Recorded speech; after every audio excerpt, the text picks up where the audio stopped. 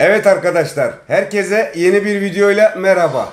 Bugünkü videomuz Türkiye'deki yabancıların sorduğu en çok 10 soru. Rıdvan arkadaşımız bize videoda yardımcı olacak. Buyur Rıdvan, alalım soruları. Arkadaşlar merhaba. Türkiye'deki yabancılarımızın merak ettiği ilk 10 soru şöyle Arslan Bey'e soracağız. İlk olarak deport nasıl kaldırılır? Evet arkadaşlar, deport özel meşruatlı vize ile kalkar. Nedir bu özel vizeler? Çalışma vizesi, öğrenim amaçlı vize, tedavi amaçlı vize ve aile birleşim vizesidir arkadaşlar. İkinci olarak 2020 yılında uzatma var mıdır?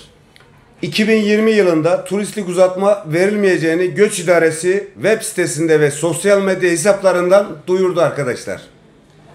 Üçüncü olarak çalışma izni sigorta primleri ne kadardır?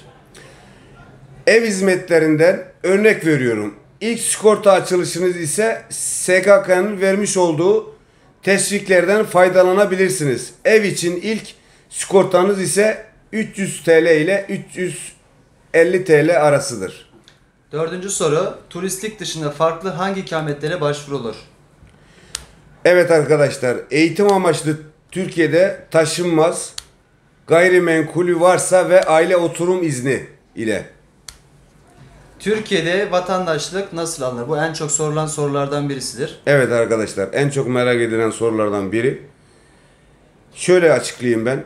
Kesintisiz 5 yıl turistlik ikamet dışında kalanlar başvurabilir. 3 yıl Türk vatandaşı ile evli kalanlar ve 250 bin dolar gayrimenkul satın alan kişiler Türk vatandaşlığına başvurabilir arkadaşlar. Evet, altıncı olarak Türkiye'de bulunan Türkmenistan konsolosluğundan Türkmenistan pasaportu yani Zagran pasaportu alabilirler mi? Evet arkadaşlar, bu sorular da çok geliyor Türkmenistan arkadaşlardan. Hayır arkadaşlar, alamaz. Sadece Türkmenistan'da çıkarabilirsiniz. Yedinci soru olarak Türkiye'ye ilk defa gelen Özbek vatandaşları ne kadar süre vize muafiyeti vardır? Evet arkadaşlar, Türkiye'de Özbekistanlı vatandaşlar 90 gün kalabilirler. 90 gün dedik. Sekizinci soru olarak Türkiye'ye ilk defa gelen Türkmen vatandaşları için ne kadar süre muafiyeti vardır? Evet arkadaşlar, bu soruyu da cevaplayacağım. Evet, bu da 30 gündür. Fakat şöyle bir hataya düşüyor Türkmenistan vatandaşlarımız. Bazıları ise günlük biletlerle geliyorlar.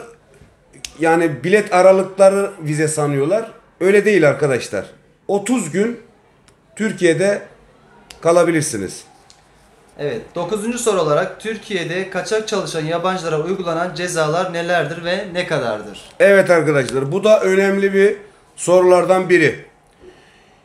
İşveren ve işverene 10.812 TL cezası uygulanır. Yabancıya da 4.323 lira uygulanır arkadaşlar ceza olarak.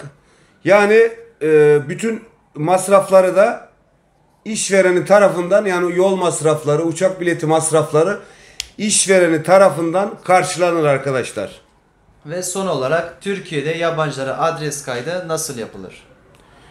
Türkiye'de şöyle söyleyeyim, nüfus müdürlüğüne yapılır.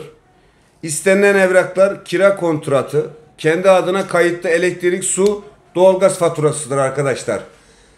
Böylelikle Türkiye'de yabancıların merak ettiği en önemli 10 soruyu cevapladım sizlere.